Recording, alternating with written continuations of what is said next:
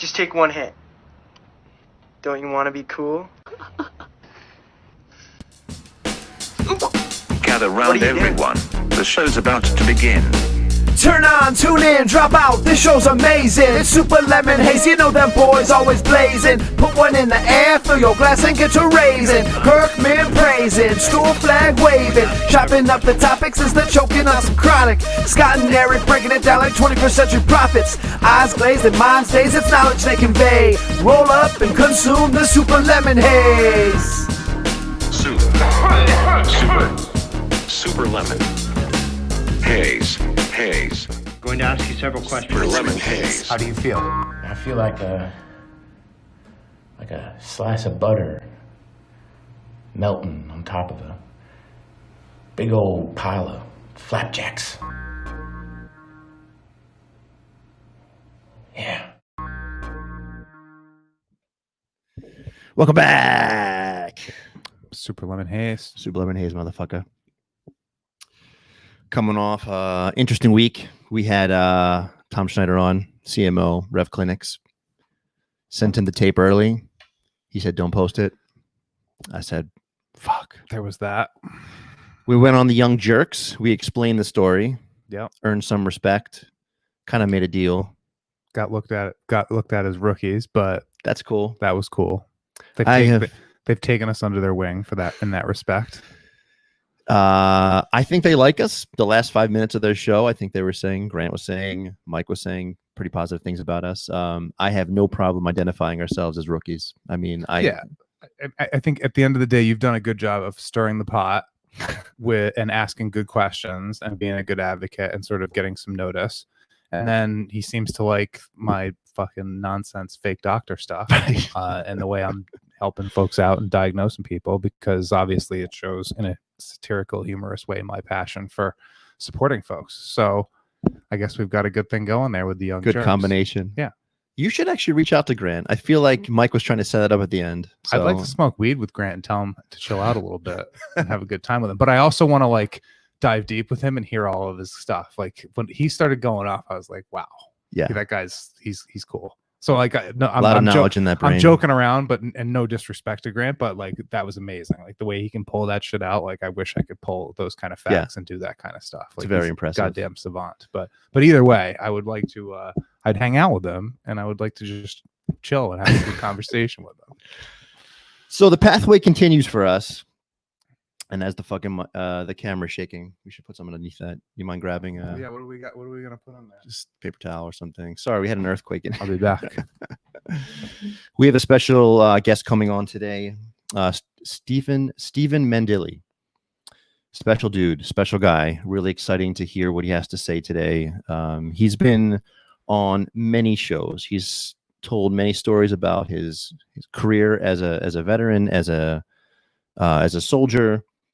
And I think today we're going to try to go in a different direction and try to ask questions and try to learn some things about Stephen that most people don't know. Oh, you're already talking about the next guest. You were talking about our guest. Huh? I was just introducing him while you were trying to fix the camera from shaking. Jesus. Okay. You're moving fast for me. You're moving fast for me. I was going to ask you about. I sent him the link so you could be logging on. I was going to ask you about your latest trip to the dispensary. What kind of weed you picked up? Catch up. I feel like you're just rifling through guests in your goddamn crazy investigatory journalist ways, and we don't have a time to actually shoot the shit, which is what a lot of our audience likes to hear. We're going to do that next week, I think. We might have another guest on next week. I don't give a fuck if we have a guest every day, as long as we have 15 minutes to catch up for a few minutes, yeah? I ran low on supply. I went through all my cartridges and half a pack of gummies. Yeah. So I decided it was time. I went to the dispensary, did my thing, rang the doorbell, showed my 2 ID cards, walked in. A little bit different now with the COVID stuff. So you held it up. You had to hold it up to the glass when you sign in. Now you don't even hand it over. Yeah, you just, everything. Hold it up for them from a distance. Yeah, you feel like now you're actually walking into a bank with like bulletproof glass. Everything's just like you can't see their faces. It's just basically behind a huge, thick plexiglass. Yeah, they have a mask on and they're behind glass. So you're just like holding up your card like this, just like, yes, this is me, kind of. But I chose some different things. I was texting you what I was thinking. You gave me some recommendations. I didn't follow a single goddamn Not one of them. No, I stopped my day to look out for you because I felt bad because I'd forgotten that I should have given you a recommendation. So it's all my fault to begin with. But then you text me like, I'm going. Oh shit. Okay. Stop my day. Go back. Look at the menu real fast. Got to look out for my guy. Give you two great recommendations. You then asked me a stupid question, in my opinion. I told you, don't worry about that. Stay focused on what happens. And then what did you do? You went home with exactly what you asked me about. And defied exactly what I told you. So we're talking about sauce. So I have Turp sauce. God damn Turp sauce, motherfucker. I was looking at the menu. It looked interesting because and they're good. They're going to be super flavorful. Well, that's what it was trying to say on the menu, and that's what the guy was saying in person. He's basically saying it's less additives, but the terpenes give it more flavor. It's a little more natural. So I don't know what the hell that means. So I decided to buy. I forget the name of it already, but I bought the lemon lava. Was one that I've noticed that I would have had. That's the one I got. If I was going to grab one of those, it would have been lemon lava. Well, that's the one. That's the one I got. Then I got a pineapple. And that's not just because of Super Lemon Haze either. Thank you very much. That's because that's a great sativa extract. Yeah, I mean, I actually went mostly all sativa heavy. Either hybrids or it's just sativa in general. So good. I guess I look at the menu and I don't want the opposite effect. I'm not looking for something different than what I'm getting. So then I'm like, I might as well just try different. No, if you're happy with where you're at on the range, then Yeah. all you got to do is play with different strengths and strains in that range. And you should find what you like. Exactly. Yeah. So it was another great experience. I mean, I love Sierra Naturals. Shout out. They do a great job. They have great service, great customer service. The operation is smooth. Nice, easy process. Yeah. Yeah. I mean, and ever since day one, I never felt like uncomfortable going in there. So it definitely has that like Apple Store kind of feel, which I think a lot of the city shops do, which they get some criticism for. But at the same time, I mean, it's an expensive product. They're doing the curbside pickup and they're doing some deliveries, in some places too. I haven't looked into any of that. I guess I'm just used to just making my appointment and going there. And it's not far for us, so it's not a big deal. But interesting. I've the curbside is extremely smart, and I actually heard so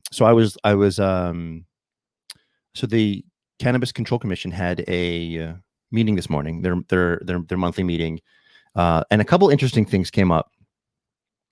And the first was they were reporting how well this past month, or at least since they opened up the curbside back to recreational, how well they were doing compared to like a similar time last year or something.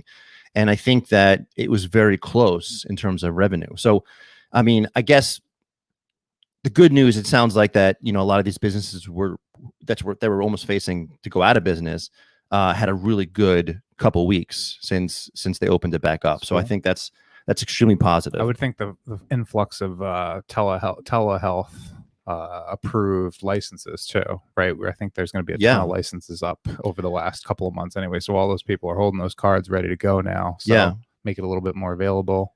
Yeah, I mean, it sounds like we were trying to get some of the ComCan people on here, and I think they're still willing to come on, but I guess they were just so busy last week that I think like the owners, literally there's a sister and two brothers, they were actually working the parking lots trying to help people get in and to pick up their orders.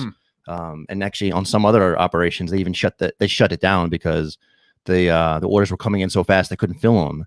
And obviously supply and demand, it was just like they didn't want to ruin the customer service. They just like shut it down for a day. I mean, that's going on in the general store in Maine, where I know like with the curbside, they're like saying like how they can only stay open for so long and pick orders for so long because it's so tedious to get them out to people. I can only imagine like a family owned like small dispensary trying to figure this out or whatever. I don't, interesting. But so Steven came on. We're gonna add him in. So Steven, give us a second. What's up, man? Can you hear us? I can hear you. Can you hear me? Awesome. Yeah. We got nice. You. Nice. Good evening, fellas. How's it going? Great to you. How are you? I'm enjoying the great conversation you're already having. It's it's a great problem to have that these places have to stop taking orders around noon because they're just so busy.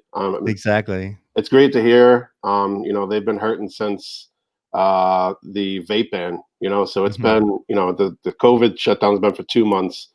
Another 2 months with the vape ban before that. So it's like 4 months of not being able to go full strength. Yeah. So, yep. It's you mentioned vape ban, and I guess I was just talking to the Scott today. This guy, he fixed a motor in his a boat motor in his garage here. Mhm. So he's like, you got to go check it out. So I checked it out, and we're shooting the shit. And I heard about this, but didn't learn too much about it. But did you know that they just banned menthol cigarettes in the state? Yes, I think it just kicked in the first of this month, right? Yeah. I mean, like, it's just who's making these decisions? It's all over the place, right? And they are, but it's like they're reading, my history. Like when I smoked cigarettes, it was only Newports. It was like Right. way back in the day. So it's like all the good things that we're gonna be like, when I was your age, when I was a kid, I had menthol cigarettes. Exactly. But Scott said something funny, which I really didn't realize, because I was like, first of all, I was like, who the fuck cares? And then I was like, how many people are still smoking menthol cigarettes? And it was crazy. So in the town we're in, we don't need to drop any names, but Yes. there's a 7-Eleven in our town. And our town kind of new. I think our town kind of prides itself in being ahead of some of these state laws. So as a town, they'll ban things sooner. And they were one of the first states to go higher on the nicotine ages and things like that, or one of the first towns to go higher on nicotine ages, things like that. So progressive, trying to stay ahead of these things. And yeah, they banned it probably, I think it was like a year ago, maybe a year and a half ago. It was a while back now. They were ahead of this. And the 7-Eleven owner said it cost them like $10,000 a month, $15,000 a month. Wow. Yeah, in Newports and Marlboro, menthol. Yeah, every brand made a menthol, so it was popular enough. Yeah. So, I mean, you figure all the working class, all the the folks that are still smoking those. I mean, say what you want about our town or whatever. It's one of those types. There's it's a couple different class levels, but I would imagine all the folks that were coming through town and stopping there, they're grabbing a few scratch tickets, grabbing a snack for the road, and then grabbing a pack, and now gone, just eliminated. Like I don't know where you go, and now it's the state. So I think that's the most happened stop at a convenience store is getting scratches. Right. That's it's the thing, right? It's the sort of the prohibition mentality. Is it ever going to go away? I mean, like when even to today, why do people actually think that if you're going to take something away from them that they love or that they use often, that they're going to stop using it? Right? Like it's just, it doesn't make any sense to me why we spend so much time trying to prohibit people from doing the things that they actually like. Like, let people do what they want, where's our personal responsibility, like 100%. There's good, but there'll always be people out there that want to tell us what to do. It's always going to be like this. There'll always be people, well, you should do that. You should do that. I'll do what I do. You do you, Yeah. I mean, we're not like condoning like murder or like something like that, but we're just saying, like you said, like personal responsibility that comes up so often in our show, because like, let us be fucking adults. Right. Let us make the decision. Let us, we're not walking into a liquor store and everyone's going to slap us on the wrist, but like you walk into to buy a pack of smokes and people are like, you can't do this. Like fucking like, it's all my choice, man. Let me do it. No violence. There's no victim, like those kind of things. It's just like, if it's at the person's discretion, that's the way it should be. So. Yeah, Stephen, aside from all the obvious, which we'll get into, I'm sure, about you and your political career, was there anything in Uxbridge while we're on it that was sticking out otherwise that got you, that was a particular, passionate subject or something that was sticking out aside from the typical stuff that we're going to talk to you about in the rest of the show from today that was going on in Uxbridge? They had a rally today. I wasn't able to get out there. I've got young kids, I'm busy. I contribute to the cause with, I make a donation instead of being able to make it there. I've got, if I go down, I'm down, and being a big guy too, who's going to pick me up and carry me? I'm left. They kick the disabled people down to the side and we have to crawl to the curb, but, how big are you? I'm probably pushing around 280. I was 6'2" at one point, but with my spinal surgeries, I'm now 5'11". I'm under 6 feet. Really? That's terrible. They took out some spine, so now I'm shorter. Man. It's a bummer. You get to the 6 foot club and then they kick you out. So brutal. But, I just made it over that hump. So every day I just stretch around. See, enjoy and be thankful.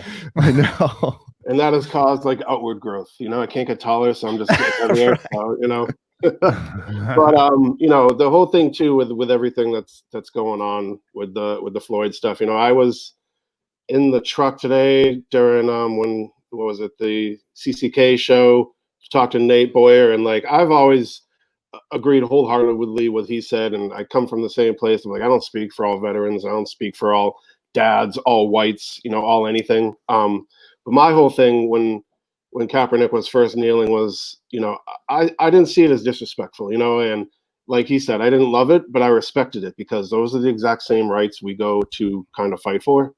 And, I didn't have to, he's doing it to raise awareness for a really important subject. That's, and he just seems, sees the flag in a different way. I see it in a different way where every time I see it, I get choked up. There's times that tears come to my eyes because I think of all the times being overseas where you pull up to a place, you see the American flag and you're like, man, like I miss home. And then you get, it hits you right in the feels. You see it where you have no sense of belonging. And then you're like, yep, I belong. You see that, the flag. And then all the sacrifice, all the people have died for it. We see that. But none of them, I don't think, are, upset that people are using their constitutional right. It's not a law that he needs to get locked up. All of the writing in the regs say you should stand or should do this. Nothing that if you don't, you're going to be punished. And it's something that's been going on forever, and you see the things people saying, oh, well, MLK did this, did that, this way, no violence. But he was assassinated as well for doing it peacefully. And whether it's peacefully or not, people have a problem with it. And you look at what happened altogether, the thing was to get justice for him, and they did. Now that the 3 other policemen are getting charges. So you look at it retrospectively and be like, you know what, did it help, did it hurt? At the end of the day, it was part of what made the change. So although we don't like the looting and the violence and people getting killed and beat up during these things and violent businesses being destroyed, I still see it as growth. I look back all the way over history to the Sons of Liberty in Boston and how everything started. And think about what happened now if a group of people broke into the lieutenant governor's mansion, broke into the chief justice's mansion, the same person, looted the house, took everything and burned the place down, uprooted everything in the garden. Like if that happened nowadays, they would be in jail forever. They armed with muskets too. Right? They wouldn't make it past. They would just get shot dead at the door. Right. So it's just crazy to think, the level of, you say violence isn't necessary, but look at how things end up changing, and they send us to war, not to go into neighborhoods and talk stuff out, like that's not what war is. We don't get sent in with just, a bunch of pens and paper and notebooks to write letters to everyone. It's right. They give you bombs, rifles, guns. It's gotten past that point. It's gunpowder. Right. Yeah. Keeping our powder dry. But this all ties into just being vocal and being an advocate, like you with the signs and how you started and everything. Like you get it. You gotta you know that. Yeah, I've gone and done my research on you guys and watched your first podcast. Couple of you've done great ones. The one on getting your license to carry and everything, also great. Another important subject, especially when we're talking about cannabis in Massachusetts. Like this is stuff that needs to be figured out. Just waiting for the first case of that person who falls into that gray area. Yeah, we shouldn't be doing that. Like there's Oklahoma, for instance, they put it in their cannabis laws that firearm rights are protected. You're not going to lose your right to carry or your right to buy one, sell one. Anything to do with your firearms is protected. We can do that here, and that's all I'm doing with policy is I'm looking up other states that are, ahead of the curve and saying, all right, if we can't be a pioneer, then let's adopt what they do and make it just as good. So how long have you been working in government aside from your service, obviously, and thank you for that. How long have you been working in state government or local government? Well, I got elected to my selectman seat in the municipality in Uxbridge last May 2019. So that was my first venture into it, and never anything I thought I'd be doing. I wasn't really thinking about getting involved. I just wanted to support those that were doing it.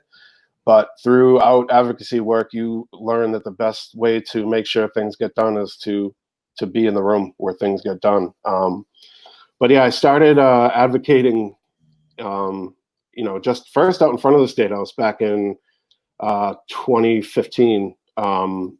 right after I got off through my withdrawals from fentanyl and all the other opioids and stuff I was on, I was like, you know, when you come out of recovery from addiction, you know, the world is, everything's brighter and fat. Like, you're like, all right, change needs to happen. Let's do it. You know, like getting that mindset. And, you know, I was like, all right, I don't know what I can do, but I'll just, you know, what am I? I'm big. I can be loud. I'll go out and I'll either be seen or be heard. Do you consider yourself recovered from addiction? You know what? I've found harm reduction, and I use cannabis instead of other medications. I was told by my doctors, you know, you're going to be on medication for the rest of your life. You know, you've got to come to terms with that. I've accepted that. Now the idea is getting the VA to accept that the choice I made wasn't one of their, you know, wasn't off of their formulary. It wasn't one of their medicines, but it works to attain the same goal that they say they seek. You know, and trying to get them to change at that level too. But yeah, I mean, I started, you know, it was 2015, going out in front of the State House with a sign, you know, about, I didn't know what to even say. So I was just like, well, you know, marijuana is better than opioids and stuff. What was happening? What was happening that day that prompted you to go then? Was there some special election or something being passed? Nothing at all. I just, I got it in my head, in the mindset of someday isn't on the calendar. So I was like, all right, I'll pick a day and I'll just go. So next Tuesday, I'm just going to go. Hop on the train, I'll make a sign, hop on the train, look weird as fuck, but whatever. And I was just walking through and people are looking at me. And I'm like, oh shit, you know, like, and I'm like, oh, now people are going to want to talk to me. I totally forgot about this part. And I wasn't really ready to talk to anybody. So I didn't initiate any conversations. But people will come by and be like, "What are opioids?" And I, you know, Steven, I'm gonna ask you just to fill in the gap in like just 10 seconds. So, how old were you? You went into what level of service? You went overseas. How long were you overseas? How long were you back addicted to medication to this point in your life? Yep. So I joined the Massachusetts Army Guard back in 1998, way back. And I was artillery. I did it for a bunch of different reasons. One of them being to be part of a team again. You know, I was 20 years old. So then fast forward to, what was it? Were you a sports player? Is that what you say, team again? Yeah, I played not college, high school football. Then I tried doing a little semi-pro, but then I was like, you know what, this isn't worth getting hurt for nothing. You know, like I got to work. I can't afford. It can be like, I can't commit. I played football yesterday, you know, and I broke my thumb or something. So I stopped doing that, and then, you know, just missed the camaraderie and stuff like that. So joined up. Thought, you know, if I really like it, I'll just go active duty. But at that time, I was like, what I know doing artillery, like I don't need to do it 5,000 times a day to be able to keep doing it. So I'll just stay in the Guard because I liked it. Got deployed to Iraq back in 2005. We got changed an MP unit. We're doing prison and convoys there. I got, you know, and I tell everyone that my accident could have happened anywhere. It just happened in Iraq, but I had to get in a vehicle accident and hurt my spine. So I got medevaced out of there from the spine injury. And then from 2000, actually from the moment I got to the hospital, it was a pill bottle. And then in each country I had to stop in on the way home was another pill bottle. And then over a decade of being at the VA, I tried 57 different medications, not all at once, but, you know, they just kept being like, oh, we'll try it for a little bit and we'll change you to another thing. And you're talking, I'm sorry to stop you, but you're talking specifically medications for pain or psychiatric? What for both, for pain, for psychiatric, for sleep, you know, everything under the sun was like, all right, we have a pill to help you with that. You know, and the other thing too, when I talk about this, I'm not stigmatizing the other medicine. You know, it does work for people. That's what it's there for. But combinations of so many, you know, like it was in my file that you should not be taking all this together. Like they're not allowed, but for some reason you can override it. What I was taking at one point was called the Houston cocktail, and you're not supposed to be able to get it, but I was able to get it.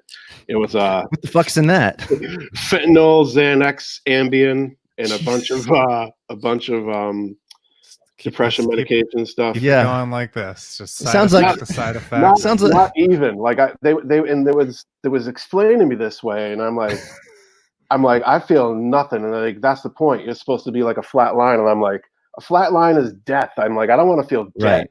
Yeah. And they're like, well, it's not that, you're exaggerating. And I was like, Was all of the medication like paired with some therapy or strategy or anything of the nature, or vocational work or anything to get you back to some level of normalcy? Or was it just like once you came home a patient, you were a patient? it was a mixture of both. There were some things that were available, but there was no real passion in the people doing it. Like even going to physical therapy at the place, the person there was like just as out of shape as me, telling me this benefits this and that. And I had been working in the fitness industry before with Life Fitness. They used to make the treadmills. I don't know if they still do. So I knew a lot about it. Yeah, I know quite a bit about fitness. I worked at the gym and everything. So I was just like, this, I can't. Okay, look, let me go to a gym or somewhere where I can go and try. Like, no, we can't. So from a lot of the things, it was what they had to offer or nothing. And that's the whole thing. It might work for some people, but there's so many different individuals that everything needs to be explored. Even float therapy. They're now doing. They're more willing to work with MDMA over cannabis because that can be repeated over and over and over with dosing and everything, and cannabis can't.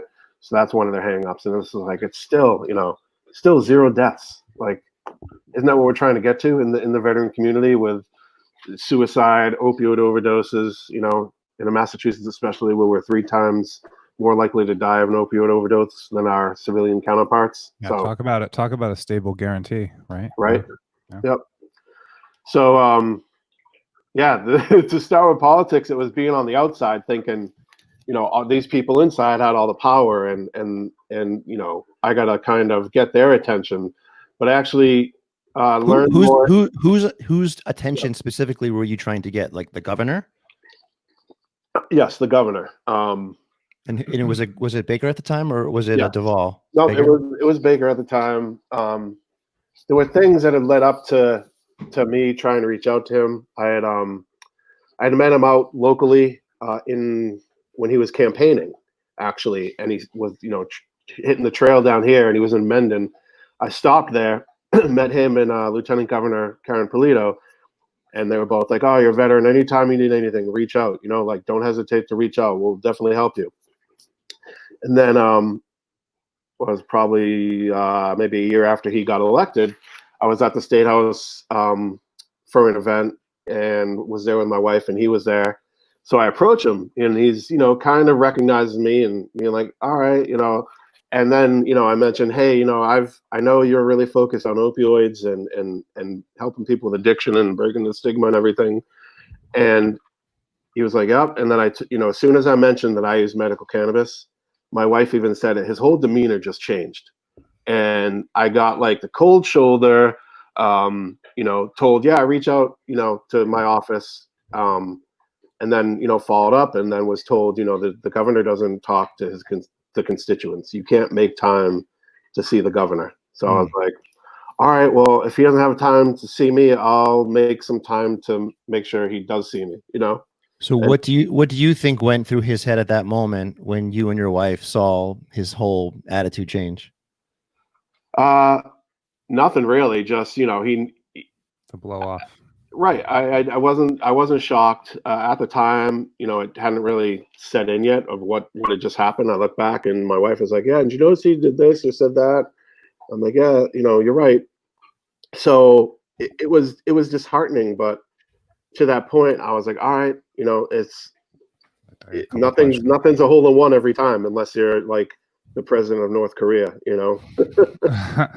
So while we're on the past real quick, Stephen, I just want to quickly first experience smoking marijuana. I read a Boston Globe article about, you said your wife kind of introduced it to you. We were back there talking about the opioids and all the cocktails and all the craziness. What was it? Tell us what did she give you? What was it? How did you ingest it, and what was the effect? Talk us through that. I feel like I hear the fact of it, but I never actually hear like the experience, what you were doing, what was going on. Well, that's because a lot of Did you look to the door to see if anyone was listening? I don't want to get you in trouble. Maybe that's a bad question. Sorry. Sid's in here drinking, and okay. he listens to. He's incriminating. Like he hears everything. So you're gonna have to put. No one listening to this at this moment. No one listening to this is gonna know who Sid is, but we know who Sid is. Come here. We'll get him on. We both have a Sid. I mean, he's one of my questions too. Okay. Later, okay. So. Come here, bud. Come here.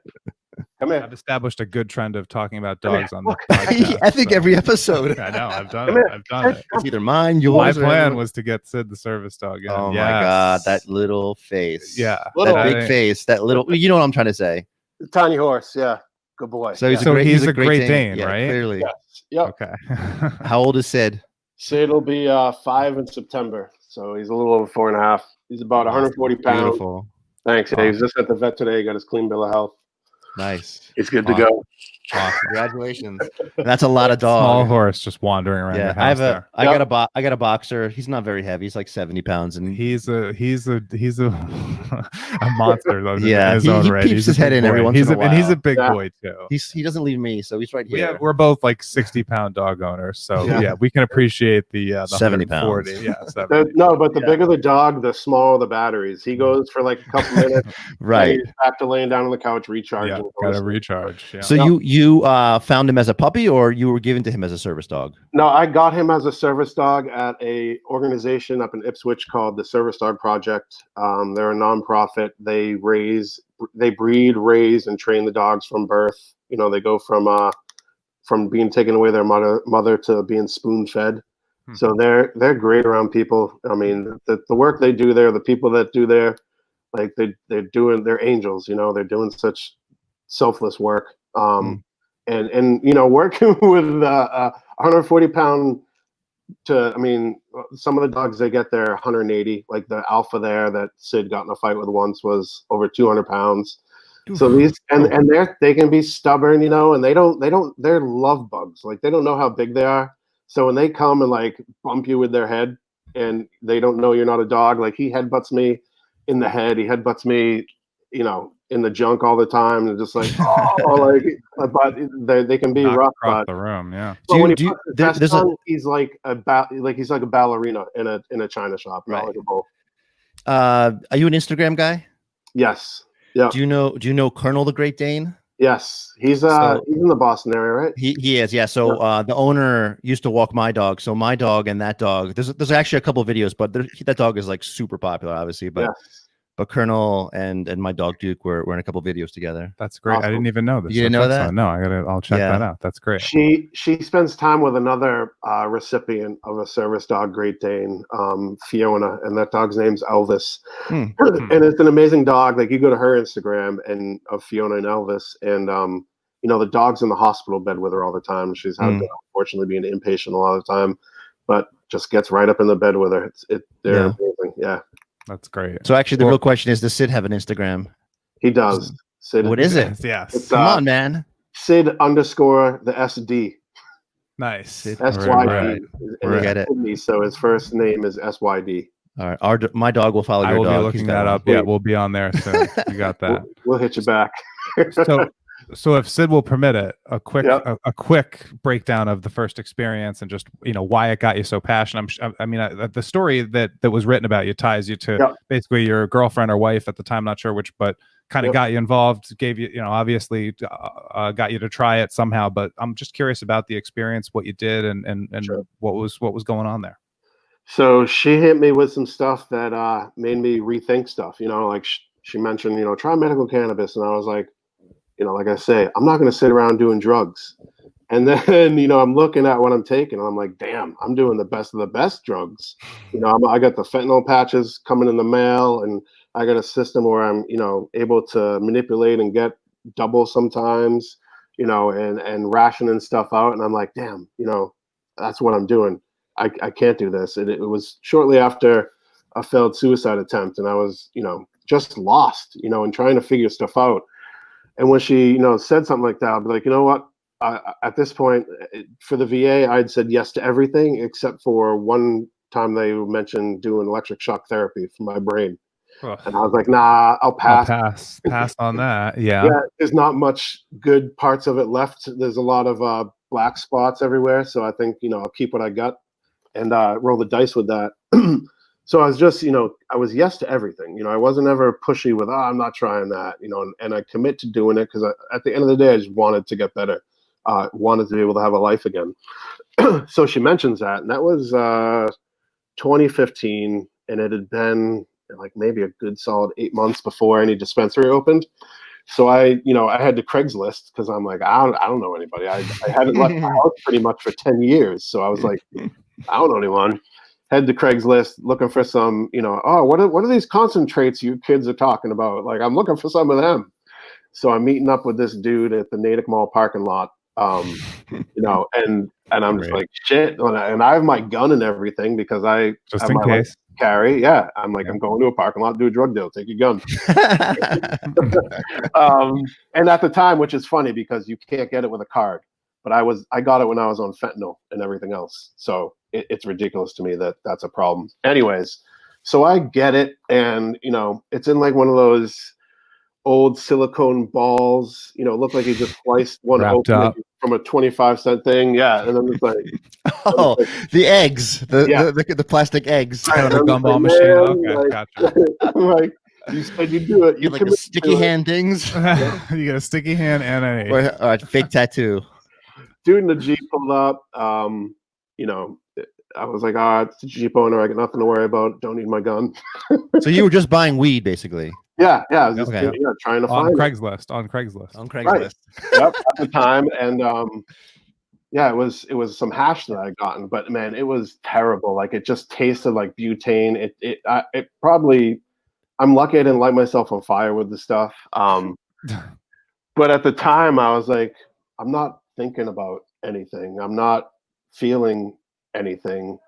I'm actually feeling like okay. And I was just like, holy cow, like this is a lot different than what I remember from as a kid of just, you either there were two kinds of weed back when I was a kid or two kinds of cannabis. It was either swag or kind. Like that was it. That's my guy. Yeah.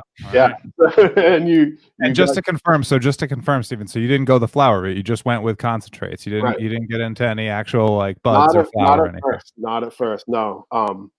But then after a couple times and the inconsistency of it, I was like, you know what? Like I committed to starting to taper off, but then I went back to my doctor and said, listen, I'm going to wait for a dispensary to open, I think. And she was like, all right. So but then, can I ask you? So I'm sorry, but you said to your veteran physician that you were using marijuana.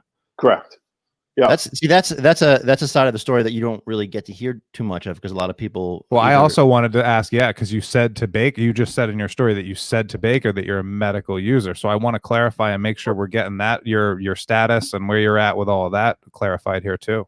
Yep. So, I had to talk to my doctor. I'm like, this is the person that knows everything about my health, managing all my medications, everything. I don't want to take something that might interact with something else. I also don't want to go the other route of having to take a urine test and having to then go cold turkey because, at that time you couldn't have both. If you did that, they had the right to take away all your medications because of the patient consent form that you signed. That's been changed back in 2017, but at that time it couldn't happen. So I'm like, I gotta at least give it a try being honest first. But I was like, if she's not down with it, I'll find a way anyways. Like, whatever, but I'll give this a shot. Well, just start, Stephen. But this is the same physician that was prescribing like the 50+ medications. Yeah, and telling me and you trusted this person to then disclose that you were using cannabis with the potential of losing all your benefits. Yeah. Is that? Yep. Because towards the end, it was when I was on the fentanyl. She had been saying a couple times like, I don't really want to give you any more. This stuff is really powerful. And I was just like, well, it's not, I'm still feeling pain and I'm doing nothing. So why am I feeling pain and doing nothing? And the tolerance goes up, everything like that. A couple times, when I had another doctor, because I went through a bunch of different doctors. I didn't have the same doctor for 10 years. And I actually go to Providence, Rhode Island and live in Massachusetts because I got tired of the pain program they had here. So I finally got there because other doctors, they didn't want to hear it. But she was like always saying, this stuff's pretty strong. So I'm like, all right. So she can't really, and looking at it, I'm like, all right, looking at all the facts, did my own research about cannabis, and was like, there's no deaths. I don't see all the symptoms of the overdoses that I get when I get the printout of everything when they give it to you, your consent basically to if So, you. Stephen, when you say no deaths, can you describe that? Because I've heard you say this on other shows that you were on. So Yep. what do you actually mean by no deaths, and what are you comparing it to? Like compared Sure. to how, like of what? So when I'm talking overdose death, there's actually DEA report. They come out with a report, and they go through all the drugs. And each year, cannabis under overdose category, it's 0 deaths. Always 0. Yep. So you go to methamphetamines, opioids, cocaine, all the other drug things, all the other drug substances. Mhm. It says, side effects: overdose, death, coma. And that doesn't say that about cannabis. Yet this thing is in a category with all these conditions and with everything else, and it just makes no sense. So that's where, it's short of saying 0 overdose deaths because you can't overdose on it. No one has to. You smoke too much, no one has to hit you up with Narcan. They just tell you to take a warm shower. But the reason why that's a part of like some of the stories that you tell is because you're based. I mean, so I guess what I'm trying to say is, like, what's the point? Why are you saying that? And what? Yeah. And so is Okay. death what? Yeah. So if you can just hit on that. Yeah. So the veteran population, we're facing a suicide crisis of 20 to 22 veterans a day. I believe that number to be higher because not everyone's reporting. It's only from a certain amount of states. And you also have, again, the opioid overdose deaths and the mixing of deaths. I mean, the mixing of those medications, the mixing of them with alcohol. You just add the different variables, and all those things are causing a ridiculous amount of death in the veteran community. We're told that we get the best health care, and the best money can buy. The VA has the second highest agency in the government's budget behind defense goes to the VA. So there's a ton of money. Mhm. And with all that money, there should be more looking at healing an individual and not healing a military. Each service member is an individual and they're not going to heal the same way. We don't experience things the same way. We didn't get hurt the same way. We're not going to heal the same way. So it's just shameful to me that when we're trying to figure out, everyone's like, oh, geez, how do we break through and stop this? We have an alternative out there. The research that has been allowed to be done on it has only been to do the negative, and they still can't find anything negative then. When you say negative, you mean like when you're trying to compare the effects of marijuana on, you're saying they're just other reporting substances. the negative side effects of marijuana. Right. Versus, So, yeah.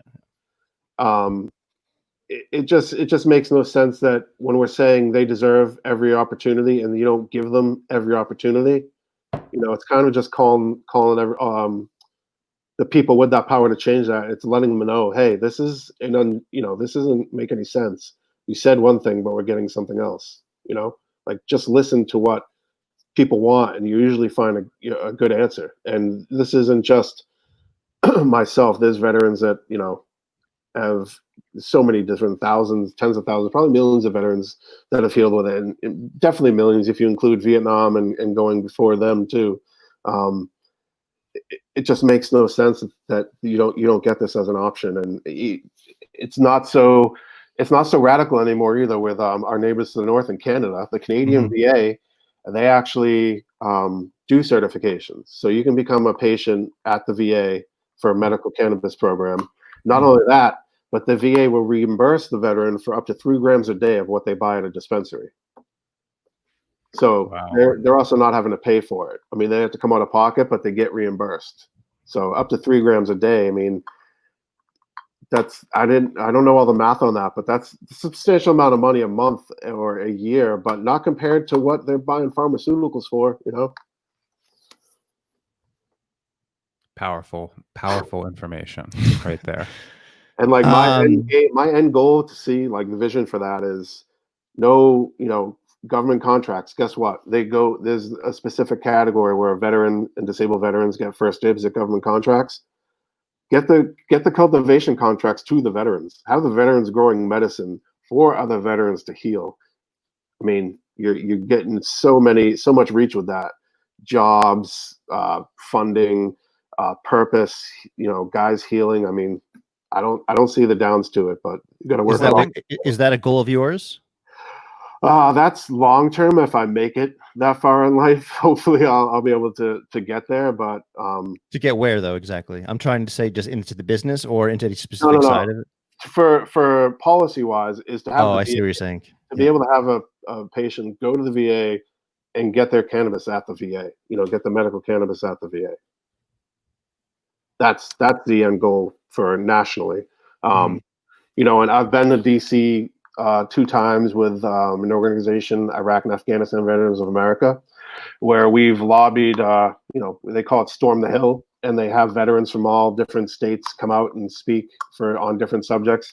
I've been fortunate enough to go out there twice to talk about a cannabis bill to get the VA to do research. And it was in the House at the time, House of Representatives. So I went there twice, and that bill actually passed after my second time going this March.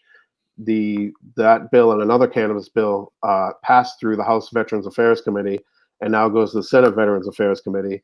If they pass it, it then goes to the president's desk and he can sign it. So one bill, and I don't have the numbers for them right here, but one bill is to allow the VA to do its own research on it. Every veteran service organization, DAV, VFW, they all support that. They all want that. We need that research. We need that data. And then there's another one which goes a little more extensive and will allow for VA physicians to do the paperwork necessary for a veteran to get their card. So those things going through, it's great. And that's where I learned that these things take time. And it's super unfortunate to me that they do take time, but you have to understand the amount of things going across desks, and things just get so busy there. I've seen it, but to go there and have these things go through, and a couple other bills regarding GI Bill, regarding veterans not being taken advantage of through their GI bills, female veterans, women veterans through the Deborah Sampson Act. So there's been a number of different things, and also, as you guys know, I've been active here in Massachusetts. I'm trying to make things happen nationally. I know those things are going to take time. So I'm trying to do some in-between stuff that I think can... In your spare time. Yeah, to unjam the logjam here, in Massachusetts with things. And I didn't expect it to be, opposed, but it was. What was opposed? The bill H.4274. Mm-hmm. Do you want to speak briefly about that? Sure. So that's a bill that was it was a late file, which means they had already pretty much finished accepting what they were going to be voting on.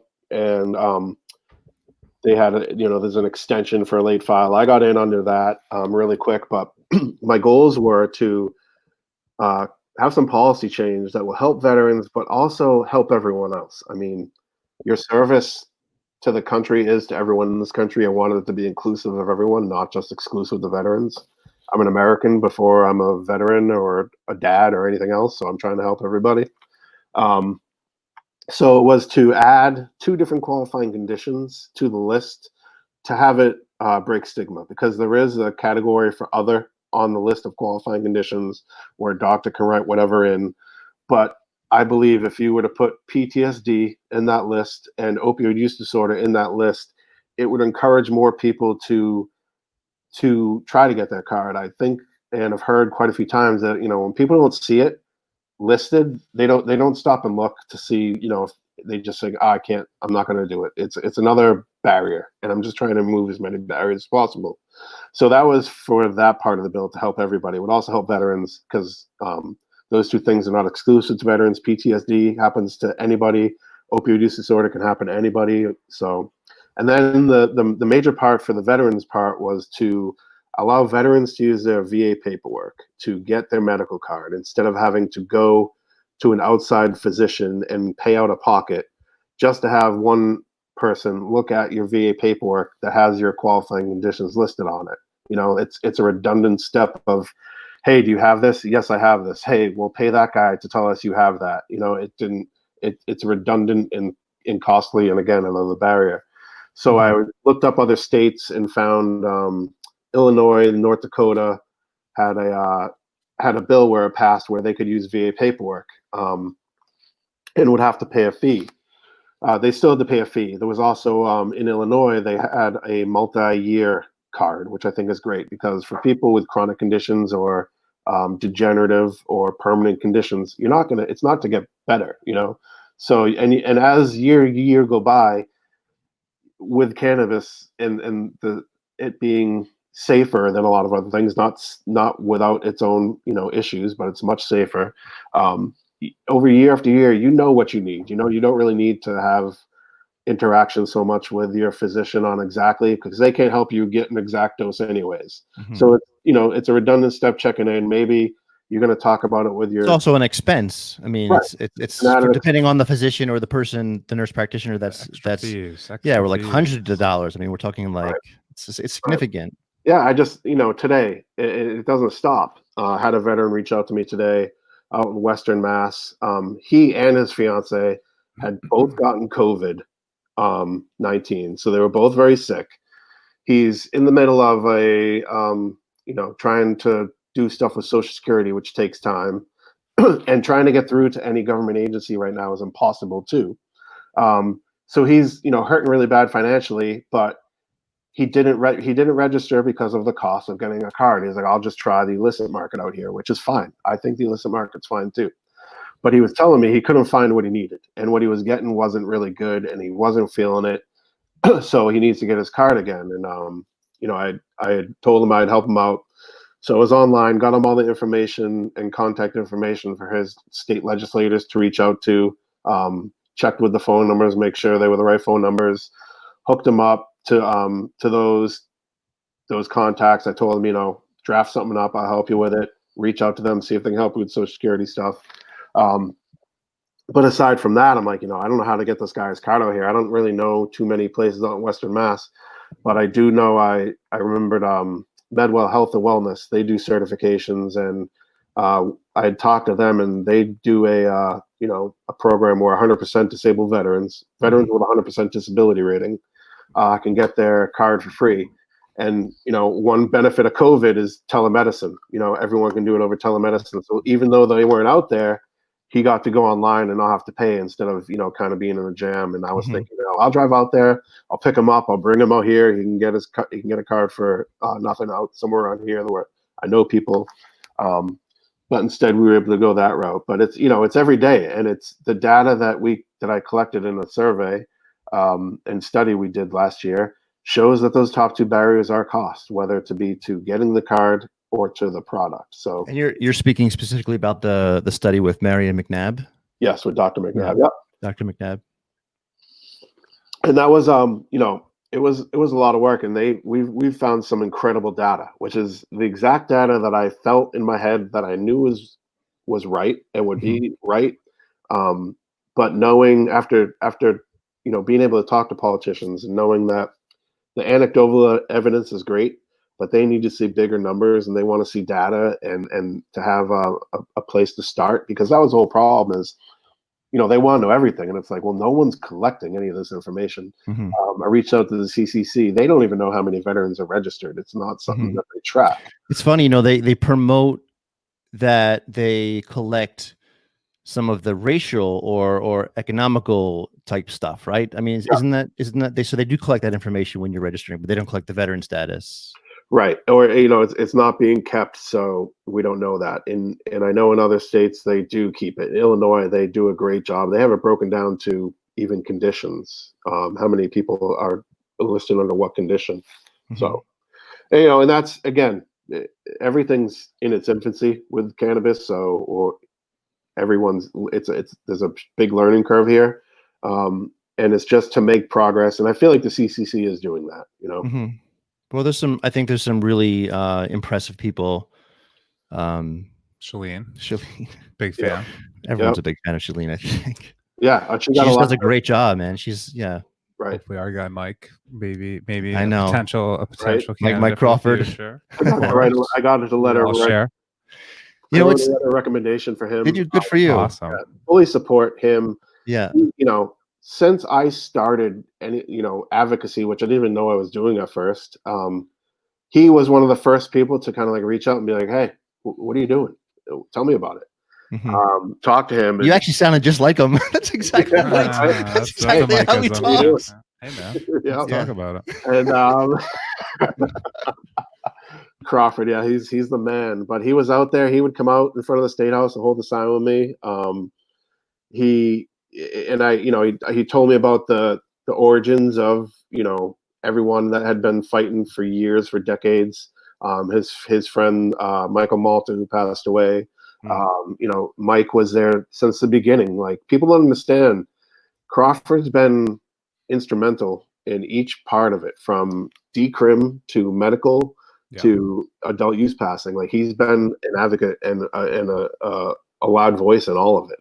So the decriminalization stuff, I was talking with them. It's just, when you look at the history and you start going back on like him on the radio, 15 years ago or 12 years ago or whatever. He still writes for Dig. I'm like, who writes? Yeah, who writes for Dig? Like, writes. Really? He's committed. Like, he's notes? What's that? Yeah.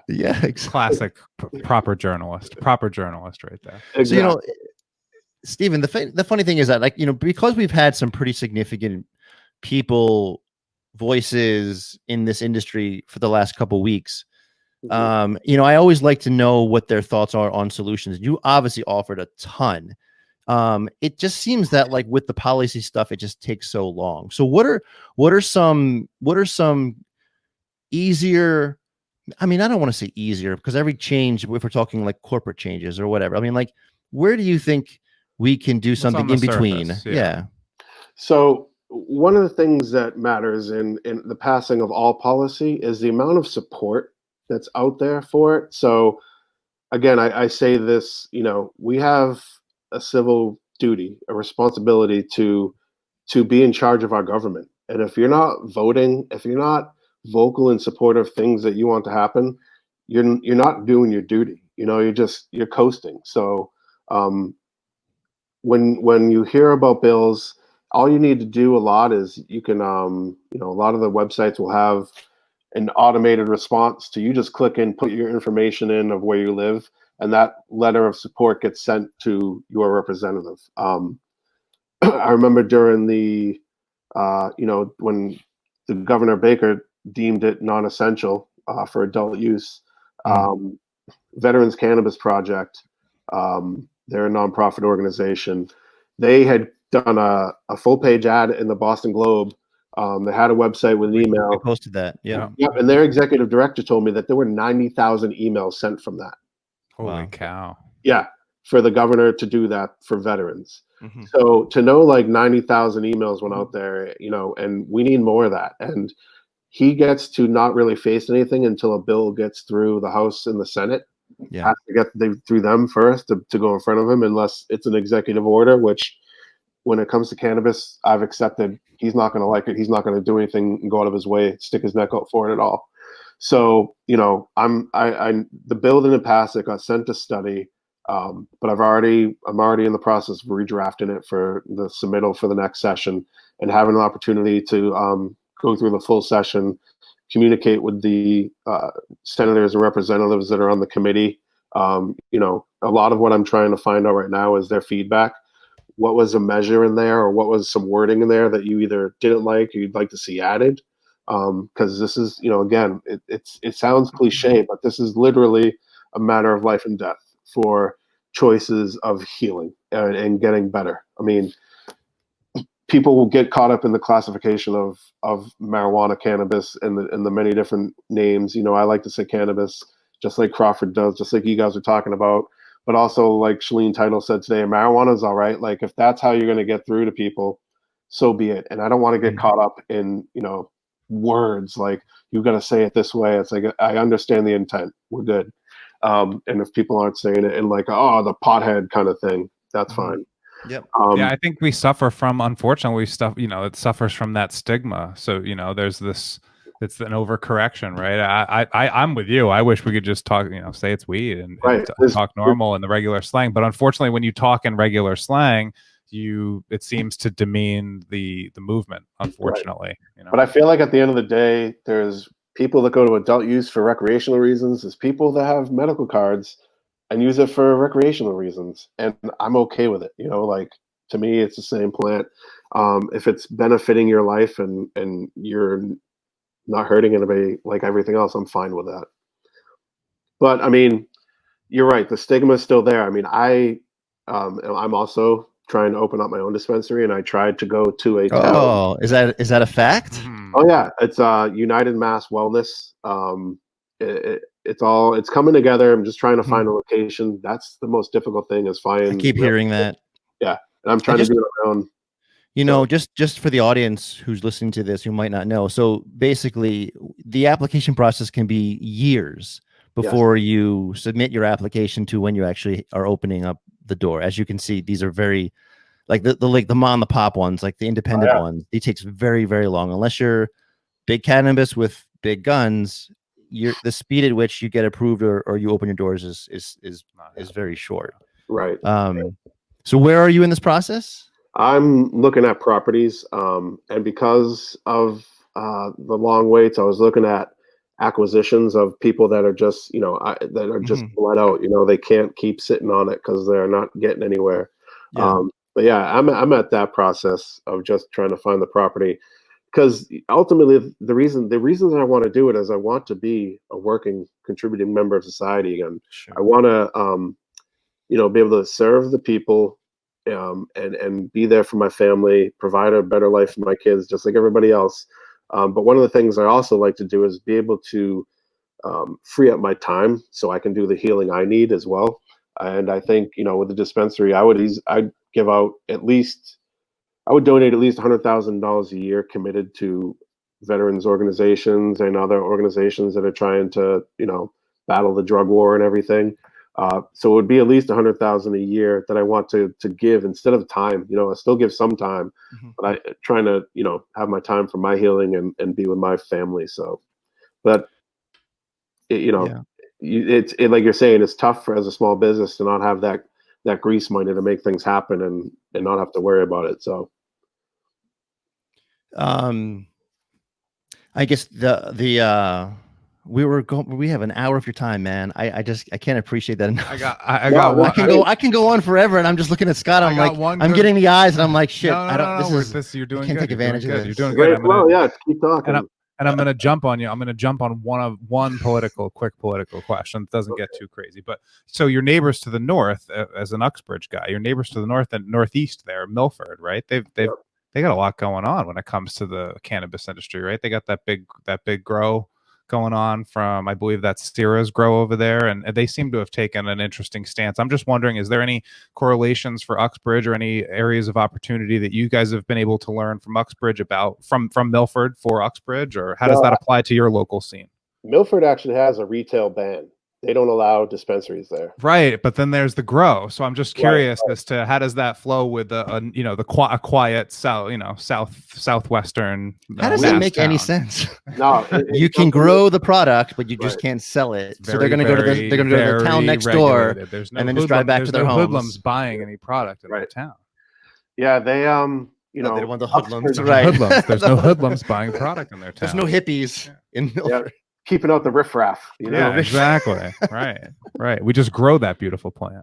Yeah, exactly. So yeah, Uxbridge, we've been, even before I was a selectman here, it was one of the reasons why I was asked to run, is because of all the business we have here. I mean, we have I believe 14 licenses out. We have most of them are cultivation, processing, all those other ancillary licenses like that. And we're actually voting in 2 weeks we have a cap on how many of those we can have. So we're voting to remove that cap to be even more friendly to those businesses. Cool. Retail, we're going to stay the same because we understand, if you dilute it, these businesses that came here and were the pioneers are just going to go away. We don't want that. I mean, we have Caroline's Cannabis, We had the first women-owned cannabis micro business as well with Gibby Gardens as a cultivator. So we've been great. But the funny thing is, I went to Bellingham, a town 2 towns over where I grew up, where both my mother and mother-in-law work at the town hall. And I went there to try to lift their ban on adult use. And I had to go present at their town meeting in the middle of the winter. And I was just like, all right, let's do this. I think, I had got the numbers to get on the warrant. I had the vote, but these churches showed up, man. And it was like a church showed up from Bellingham. Yeah, no, like a few different groups from these churches. Yeah. Started showing up, and they were like, basically I was riding in guns a-blazing with the devil on the back of the horse trying to just steal their kids and stuff. Sex and the hookers are next. Yeah. Well, even the police chief was saying, sooner or later there's heroin dealers out in the parking lot because you can't get high enough on it. And I'm just like, right. The gateway drug conversation. Like, I'm 2 towns over. We have one. My police chief isn't no heroin with any of what you're talking about. Go talk to the PD down there. There's no not there. Not right? there. I'm like, where are you getting this information from? And it was just like feelings. And I'm like, personal bias. Yeah. Can we get past your old feelings for things you've been told? Like, just get out of the way, But yeah, I got defeated, but you gotta shoot your shot. And I good story. I couldn't. I wish I could remember all the things that were being said, but even they were talking about like, oh, it smells and people are going to be smoking in the parking lot, and I'm just like, no, like I don't know what you're talking about, and I can't. I had my 5th grade teacher there speaking opposing me, and it's always every time that Mandile kid, I knew he was a bad egg. Yeah. Every time they would turn around, fingers pointed. Thank you for your service, but I don't agree with this. And it was Get like, out of here with that shit. Can we get past? I don't want those hippies congregating in the park over here. Right? Can we get past the platitudes of "thank you for your weird. service"? You don't mean it. Just tell me you don't like it. Like, get over it. It was ridiculous, but Unreal. there's still a lot of work to be done. And at the end of the day, it's like, so many people say they support veterans, and I'll do anything for veterans. And all I'm saying is, help us with some policy change. Like just support a bill. And if you don't like it, reach out. I'm open-minded. That's one of my big things of this. And even the people that opposed the bill at our public hearing, I was like, what is it? What's your problem? I understand what you're saying. And if you want to create a bill that fixes the problems you guys brought up, I will support that. But I don't understand you coming in here shooting, your cannonballs at my ship, trying to sink this ship because it doesn't include everything you're like when you're not working on it yourself. Like, I will support people trying to do the right thing. And if those groups are trying to do the right thing, I'll support it. I'll help. Be open. Put your personal bias aside. So you got the sign. What does the sign say? Which one? The one you're walking up to the steps of the State House. Oh, it's right on it. It just said veterans deserve marijuana MMJ over opioids. And even I had gone there for like a month of just standing outside, taking the train. Went every day for a month? Almost every day for a month. I think they took the weekends off because my kids were in school and wanted time with the family. But I decided to like make that like my job. I'd take some edibles, hop on the T. Make it work. That's a fun ride. Yeah. Head on in. Around noontime, have some more edibles. They kick in. I'm doing good. And then there was one day where I ran out of edibles, and a crowd actually developed where I was for some other issue that was going on. I can't remember what it was, but I had my sign. It was cold. I was just like, I want to do something different. Meds are wearing off. I called my wife. I'm like, there's a news van here. I think I'm going to go climb on top of it. She's like, you sure? I'm like, yeah, I'll be safe. I'm good. Edibles wore off. It's all good. Right. I got my excuse. I'm off my meds, right? Like, right. So I climbed up on top of the Fox 25 news van with my sign, and people were cheering. People were driving by honking. It was pretty funny. Love it. One guy asked me, he was filming it, and he asked me like my name, and I told him, and he found me on Facebook and ended up sending me the video. No, I want to see that. Where is it? I'll repost it somewhere in the Facebook, yeah. archives. But If you, send it to me. I want to put it at the We'll end of this share that out, episode. yeah. but I was just like, man, I'm just gonna stay here. And the people like the Fox News people were like, get down, this is dangerous up there. I'm like, it's the top of a news van on Beacon Hill, in the middle of the day. I'm like, I used to walk down streets in Baghdad, Right. this is It's not a big deal. in context, this is pretty safe comparably to other things, but I was up there for good minutes. I committed to it, and then once the police showed up, I mean, there was a paddy wagon. I'm like, I'm a big guy, but come on. The one cop, he's all like shaking, coming up the ladder on the back of the van. I'm helping him get up. I'm like, he's like, what are you doing? I'm like, You're helping him up. You reached down and helped him up. Come arrest me. Yeah. He's like, what are you doing? I'm like, I just staying here, taking, the time I have available. I wasn't planning on putting up a stink here. I even told him, like, listen, I have my LTC, so if you feel a bump on my back when you're helping me, please, don't be alarmed. So I'm like, hey, do you know such and such? He's like, oh yeah, I know him. I'm like, yeah, I know him too. He's a friend. So they're yelling down. He's like, hey, Jimmy, he knows Andy, and it was pretty funny. So they're all like laughing and stuff. We're talking, and the news, the people were like mad that I didn't get in like trouble. They wanted to see some action. They wanted to see you thrown to that truck and driven away. Crazy paddy wagon. destroyed. Put him in the paddy. Exactly. Put him in the paddy wagon. Yeah. So did you get some positive press from that, or was it just name recognition? What was the? You know what outcome? I did? I got credibility with like the Mike Crawfords. Like they're like, all right, this dude's committed to it. Like, I'm not gonna be negative with this. It's not gonna work if I'm like, violent and vile with things. But simply climbing on top of a truck that has a ladder on it, so you can climb to the top of the truck. I didn't feel like I was doing anything that extreme, but I'm passionate about this because I hear so many stories from veterans, non-veterans about, I'm at the end of it here, and just I've been in all of those stages, and even now, like, questioning, hey man, it's go grocery shopping or go to the dispensary because I do not want to be on the medications I can get for free, and having to make those decisions is freaking terrible. You've mentioned the vapes early on, and now you mentioned the edibles for in your disturbing the peace situation there. Just kidding.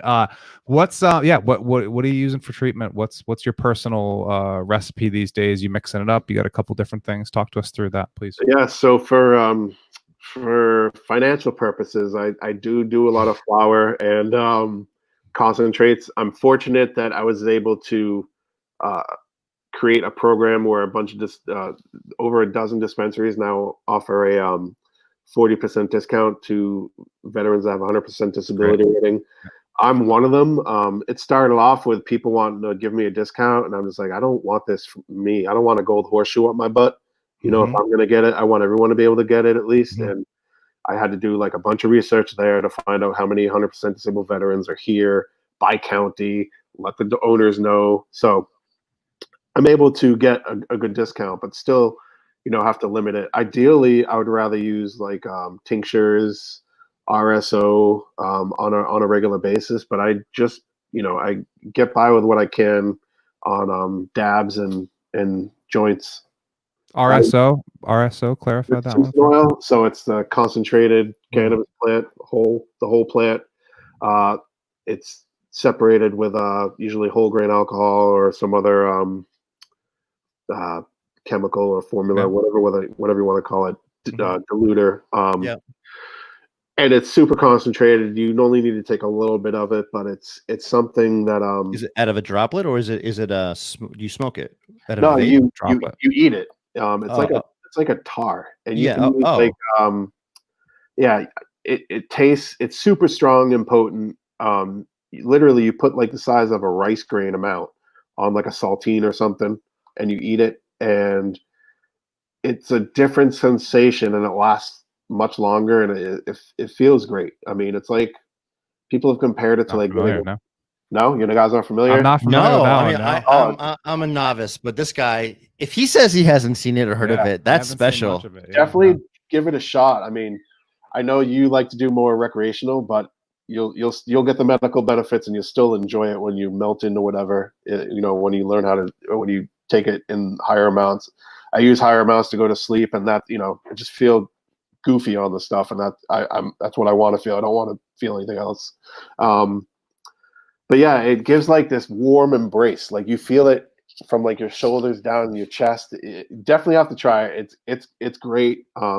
It's just very expensive because there's low return. You use a ton of product and get a little bit out of it. Mhm. So it's What's the cost? Just curious for some of the listeners. I don't even know because I've never gone out of dispensary. Like I have no idea. I haven't even looked at it because I just knew it was. I've never seen it on the menu. Have you seen it? Not. No. That's why I'm wondering. Yeah. Is there something unique about it where they wouldn't want it to be on specific people's menus? Like is it or is it too expensive to make? Probably just tough to get. Yeah. It's a very low yield. Use a lot of I see. Right. return on it. You don't get to. You make a lot more money off of flour. Gotcha. Yeah. Yeah. But Or your waxes and your shatters and your concentrates market. Yeah, for sure. So I, throughout the day, like basically every hour at night, I'm down in my smoke spot in my garage, dabbing like every hour, smoking, pack a bowl or two, reading, doing research. It's like my laboratory or something down there, my study. So I try to be productive while doing it. Do you ever worry about kind of balancing your tolerance levels with the dabs? I always get I get people that a lot of my patients we talk about the folks that I talk with, my patients. He's a fake doctor. We've established that last episode. We've talked about a lot of them. They talk about like just that once you kind of go to the dabs in the rig, you kind of never go back because your tolerance kind of changes up a little bit. Do you find yourself looking for some balance, Stephen, with those things?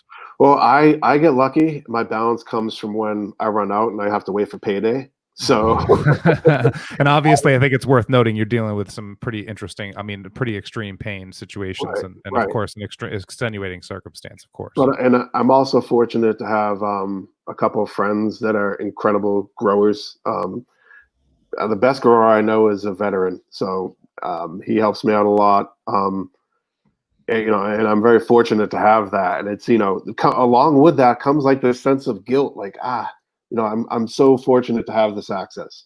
That's why I have to keep fighting so other people have more access because I don't want this just for me. I want this for everybody. There's so many families, like for 10 years I barely left the house. There's people that aren't going to family functions, aren't enjoying life.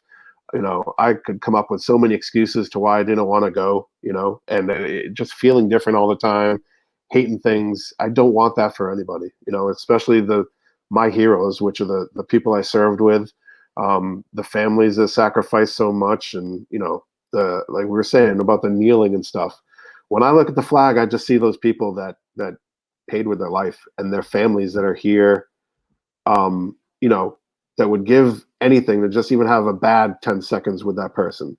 So it's kind of like making the most out of the time I have left to like in honor of what they sacrifice. I literally have tears in my eyes. I'm not joking. A perspective that not everybody has. A Right, perspective that not everyone has. Jesus. Right. People don't get that too. I mean, we're such a small percentage. Out of 6 million people in Massachusetts, there's only a little over 300,000 veterans. We're a tiny minority. So it's even tough to get our voices heard through legislators because, we're not a big voting segment to go after. So I try to push it on them that, if you're going to try to use the veterans, I hate to see veterans used as trophies. Like I'm going to hold them accountable. If you're going to be out there and like grandstanding and saying you help vets, let's see the record of it. I was fortunate enough to get, legislators from 10 out of the 14 counties in Massachusetts to support the bill. So, it's around there's people that do, but we just need more of them and we need to find out, what it's going to take to make it happen. That's all on my radar. My last real question really is just, what is the veteran community? What is their approach these days, or how are they feeling about all of this these days? Right. We've always heard the stigma that there's this trepidation, right? You risk your benefits by getting that medical card and all of this, and even if it's not really what's happening, there's that stigma. Everybody's the paranoia, right? I mean, anybody I've talked to that's fortunate enough to talk to from that demographic says these things. So yeah, where's the community at with this, and how is it playing out right now? Well, the prohibition still oppresses a lot of people trying to get it, because the first thing you're told is it's federally, when you go to the VA and mention it, it's federally illegal. There's nothing we can do about it. We can't do this, and that's all they have to say due to directives. They are supposed to talk about it with you and stuff, but at the end of the day, that's all they can do. They can an easy stamp, easy blanket, right. And currently with the current directive, before, in all of my records, my cannabis use is listed as a social disorder, addiction, all these, leisure activity, all these different things. But now it has to go in as a non-VA, over-the-counter, non-herbal medication. Like that's how it has reclassified. Okay. Right. So there's movement, it's like a super slow chess game. And I know, like I said before, all the veteran service organizations, Disabled American Veterans, VFW, American Legion, I don't want to miss any, Iraq and Afghanistan Veterans of America, are all in DC saying that they want this to happen. Like telling all the legislators there, we want this. I haven't met any, I come from the approach of when I'm working with politicians is they're in that office now. I'm not going to wait 4 years to maybe have it be someone I like in there. So it's like, you just got to go present your case, put the partisan stuff aside, because veterans, we're Democrats, we're Republicans, we're Green Party, we're bronies, we're all across the board and every level, unenrolled. I'm unenrolled. So you got to put the partisan stuff aside and work. And I've been fortunate enough to meet Elizabeth Warren, Senator Warren, Senator Markey, Representative Kennedy, Representative Moore. You've been able to meet them, or you've been able to have conversations about marijuana with them? Meet them and tell them, that these organizations support that. When I met them, it was with Iraq and Afghanistan Veterans of America to go and lobby for that bill passage, among other things. So they get 6 or 7 veterans in a room. Everyone has a specific bill that they're supposed to talk about to that legislator. I would always get picked for the cannabis. Big surprise. So I go in there talking about that with the data and everything. And I think I've met with 7 or 8 of our representatives, and all of our senators actually had their time, sat and talked to them. One funny thing too is I was there, and you're not supposed to do this, but because I had SIG with me, I felt I was obligated to do it. There's a bill, and it's crazy that you're going to hear this. There's a bill to stop the VA from testing on dogs. Currently, the VA still can do drug tests on dogs, and they do. So there's a VA-owned lab, that has dogs that get tested on. So when I was leaving, I got to see my state representative, Jim McGovern, for the district I live in. And I told him, hey, I feel weird bringing my dog into a place that would, are there people out there being like, I'd love to test on him? What? Yeah. So weird. Right. So I said, hey, would you mind, sponsoring this bill? And he did. I got a letter back out later that, hey, the senator, the representative, is happy you made him aware of this and is now a sponsor. So, yeah, it's all about mentioning things, and we all get caught up in it, especially in the community that everybody know this stuff. They don't, it's not on the radar. You turn on the news and you get we get a 4-second update on cannabis in the world. Yeah. But I also understand that because, and I'm sorry I'm going so long. Tell me when you want me to. This is not, dude. We don't want to keep you. We're good to go. We're good. Because to get into one last veteran issue of everything that's going on at these soldiers' homes is disgusting. And with the COVID-19, you mean? Right, and a tragedy that was at some level, a percentage of these deaths shouldn't have happened. I think a large. It sounds to me the more information that comes out. Right, over 70 deaths. From there, more than I think around 50% of the patients and people that were in there tested positive. there's stories of workers there that said, they had a dining room that they emptied out and put 10 to 12 beds in there. They were like right next to each other. And, one veteran is literally, the story is there's one veteran sitting there eating his lunch right next to him with no privacy. Another guy's taking his last breath and dies. I mean, that's terrible. And Horrible. this stems from issues that go back to 2015, when these homes and the people that were, superintendents that were running it left and had to quit because they got tired of going to the state and telling them what they need and saying, no, you can't have that budget. No way. Then at one point, there was some sort of like a buyout for people to retire early. They lost 50% of their staff, and they were already hurting for staff. And they never got to recover from that. They never got help. They never got to get any of that staff back. They never got to hire anybody. And these instances are well documented throughout, the governor's tenure here.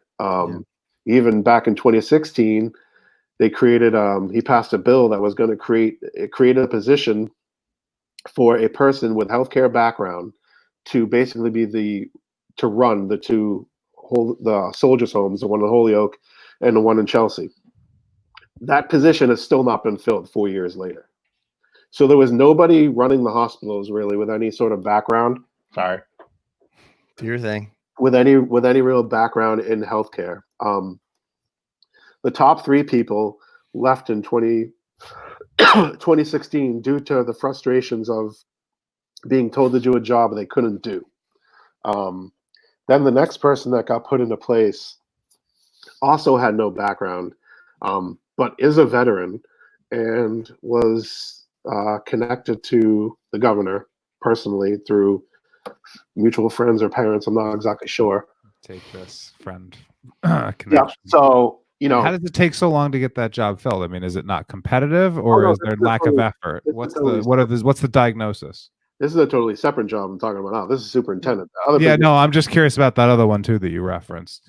I have no idea. I mean, they can't get money to pay the person, I'm thinking, because they can't get a budget. It's just not competitive. And this is what happens in every budget. Veterans benefits are the first to cut. It happens in a lot of towns. If they come up short, they cut it from the veterans because they don't really have much. So there's not going to be too much pushback from the constituency. What percentage of your benefits come from federal versus from the state? Is there a difference, or do you get benefits from both? There's a few different states. The state does have a good benefits program where there's excise tax exemptions, there's annuities that they give, there's a vehicle excise tax that's waived too. There's good stuff out there. There's Chapter 115, which helps veterans that somehow lose their employment. They didn't know was going to happen for like extreme cases, stuff like that. And then there's also, each town is supposed to have a full-time veteran service officer that reports to the state's Department of Veteran Services. But again, there's so many holes in that program where I know I've had to help veterans because they can't reach their VSO and their VSA won't help. I've gone over veterans' houses with their state representative because their state representative had to bring them a wheelchair because the VA was taking too long. And that's really, what we're going up against. But there's all those deaths there and all that stuff's happening, and they want to say, we care about veterans, and it's like, well, your administration's record doesn't necessarily show that that we've been a priority. And and I'm not trying to place blame on anyone. I just want the people that should be held accountable to answer those questions, and they're not being asked. That superintendent was accused of not telling anybody, and then his lawyer last week came out with I think it was a 54-page report, emails, all the texts, all the emails, all the times he's reached out.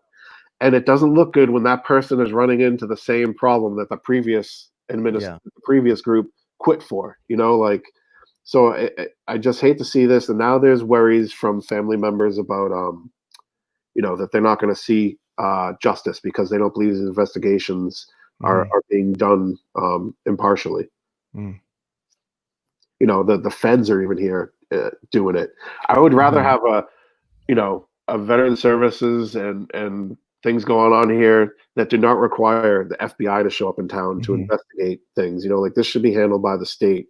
It's a state-run facility. It's not a VA facility. You know, and there's a lot of hospice going on there too. So to hear that, you know, these veterans that are at end of life are not getting the dignity that they deserve. They are not able to see their families. They're not able to get the burials they deserve. You know, I just lost my father last summer, and to think if my mother wasn't able to go and visit him, you know, and be able to be with him, I don't know. I don't know how well it should be handled and everything without that. So I just feel so much for those people that passed and their families, and you know, we need to answer any questions they have, and that's not happening right now. Yeah, so much aside from the medical and cannabis issue, there's so much greater problem of the greater issue to veterans affairs and issues. 100%. Right. And I try not to be just all about cannabis all the time. It's like, yeah, no, I want to help every way I can, you know, like, no, this is good perspective. It helps just understand, like, there's a couple different mountains to climb when it comes to this. You know, you've got to start, you don't just start here with the cannabis issue. There's plenty of other places that you need to get educated about and where you need to start with also. Yep. How can our audience follow you, support you? I mean, you're saying like amazing things. Like, I'm going to listen to this. Yeah, people are going to be. This is good. Oh my God. Stuff. So I mean, right now we're getting this bill ready for, you know, from my communications, it's not going to be able to be really submitted till like October. The current legislation is in session till July, and then they go for a break, and then they come back, they reconvene, start the next session in the fall. So we're gonna wait. Yeah, but it's all right. We get to get our ducks in order and you know, get more data if we need it. But it's redrafting the bill. But once that is submitted, to be able to have the support of, you know, being able to come back on your show. Oh, totally. Sure. Open invitation, man. Of course. Appreciate that. Yeah, and through that, I can just give the information of, you know, sending along your message of support to your legislator. They need to hear that. They need to hear from their constituents that this is an issue they want pressed, because that's what they. I mean, it's one of the reasons I'm not sure if I'm going to get into a higher office, because I don't want to have to pick a party and be involved in politics.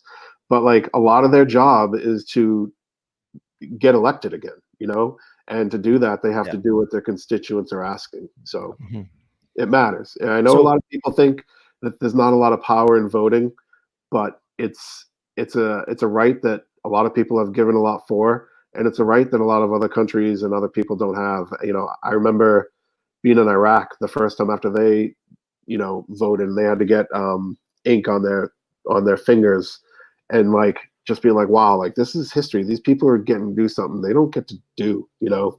So you mean they voted for the first time? Voted for the first time, and like not like shot. Here, right, not like here where you just show up at your high school and vote. Right. Like, these Or people take for granted and don't do it at all. Right, these people are dodging, you know, vehicle IEDs, people trying to drive in and explode, and opening up, you know, shooting, you know, so just to get there, to make their voice heard. Right, just to have a say in how they're governed. All right, we've reached an hour and a half. We're gonna stop, but thank you. But we're good. This is gonna be what? This is gonna be 1 of 10. Yeah, so we got 9 more episodes to go, Steve. With you, we've established a good base here. No, you guys are doing a great job with what you're doing too. Like, you had Crawford on. He's great. Your other shows, like I said, that I've listened to, I think you guys are, you know, I love that one guy's medical, one guy's recreational. But you both understand that it's about, you know, just being better, feeling better, having fun. I mean, everyone's looking for an improved quality of life at the end of the day. So, and the way you guys are reporting things, and you know, I can't wait to hear more about the episode that got canceled. 2020 got canceled. One of your episodes got canceled, you know. I can't wait to hear that. Funny thing about Barstool too is, do you guys remember in the beginning, back in like, I think it's between 05 10, they did the Milton's Pimp My Look? I think so. Yeah. Oh yeah. I got 2 free suits because I was their Pimp My Look winner one year. No way. Nice. So That's two things you have to send me. You got to send me the video of you jumping like an asshole on top of a van, and I want to see that. I want to see some pictures. Even know, and Steven, you don't know how excited you just got Eric because Eric's gotten a couple of shout outs on social media from Milton. So now this gives Eric the opportunity to send out his professional Milton shot again. We love Milton with his handsome face. With his handsome face. Milton's hooked it up. Portnoy hooked it up. You know, awesome. Nice. Awesome. So it's just going full circle here. So you were featured on the old scrolling barstoolsports.com page, the one that just scrolled like a real I think at the time it was only Boston, New York, and Philly, maybe. I think yeah. So do you do you know who Kirk Minahan is? I don't know him at the level that like you guys and Mike Crawford know him. I know of him, but I don't know too much. Some of the other shows on his channel seem good. I mean, I have no reason not to like him. You know, he's never done anything to me. Yeah, during that era, he was basically running around and getting into trouble on EEI and public airwaves, and then now since has moved on to the Barstool he was on EEI Sports Talk, and then there was just a lot of shit that went down. And EEI is for grumpy old men. Yeah, there you go. Well, then you just won so many Minifans hearts just now, anyway, my friend. All good. All right, Steven, we love you. Thank you so much for your time, buddy. We're gonna follow you. Great talking to you, Steven. Great talking to you. We'll have you on again sometime this summer, and we wish your family well. And again, thank you for your service and all that you're doing. You're doing an incredible job, man. Like everything. Shit, it's an honor, man. Thank you. Good for you. Thank you. Really appreciate it. Great show, brother. We'll talk to you, man. Be well, guys. Okay, you too. Bye. Bye. Whew. Very cool. Very cool. Very cool. I got nothing more to say. That was fun. That was a lot great. of fun. A lot of good stuff there. So many things there's so much to process too. I'm gonna have a lot of fun listening to this. It's gonna take me a couple days. Yeah, I feel like I gotta like go back and like take some notes, and then there's like 4 new subjects, like 4 veins of subjects, just right from what he was talking about. We're getting so lucky to have so many of these incredible voices on, like I said in the beginning of this podcast, because I don't know, man. I feel like you and I we can help. I feel like we do. I feel like we can, and I feel like we're going to. I think that there's enough.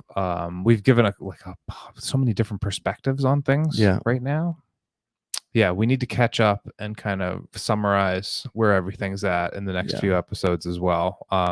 I know we have a big one coming though, so it is what it is. But yeah, we've got a lot. I mean, I'm blown away with how much content we could take this with, and all of the good things that can come of that. Peace. Super Lemon Haze. Super Lemon Haze, motherfucker. Okay. There's veterans got the same choice as everyone else. Okay. Veterans don't get a choice. We just get doped up on opiates. Living a tortured life while we wait to die. Yeah, I see. What is this? Is it over? We're running out of time. I don't want to hear your excuses! No, it's not fair. Where'd all the files go?